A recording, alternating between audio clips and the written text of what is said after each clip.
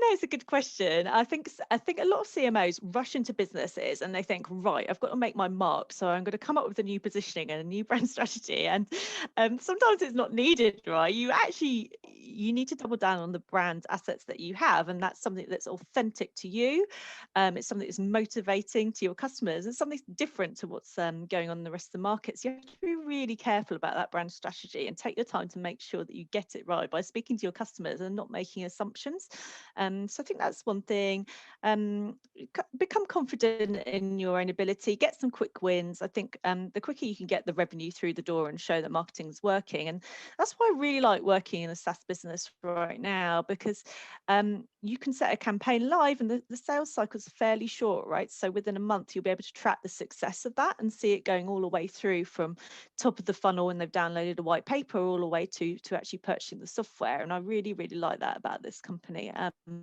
That's great. But also you have to set your own boundaries, right? So it can be really stressful. It can be stressful being a marketer. It can be stressful working at a crisis. It can be stressful working at a startup where there's lots of things happening and you need to prioritize. But you need to set your own boundaries. So first, like, be really careful in choosing the company that you go to. Make sure that they value marketing, that they know and understand the power that it can bring, and that they enable you. But also be prepared to spend some time switching off. Like, I spend time with my kids, I go for a walk at lunchtime, eat healthy food, take care of yourself as well, and be prepared to kind of switch off at some points. I think, historically, I've actually kind of burnt myself out in many ways by being on my email, emailing APAC first thing in the morning at 6 o'clock when I wake up, and then closing my laptop at 10 o'clock at night. And it's not healthy. And you need to be able to set your own boundaries and learn that lesson.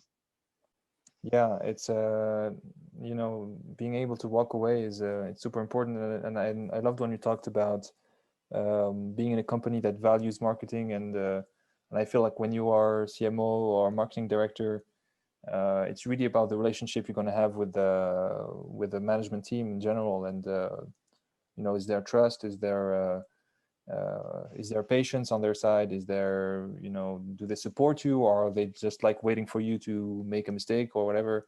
Like, it's yeah, I think it can be so different depending on how that relationship goes with the leading team, I guess. Mm-hmm.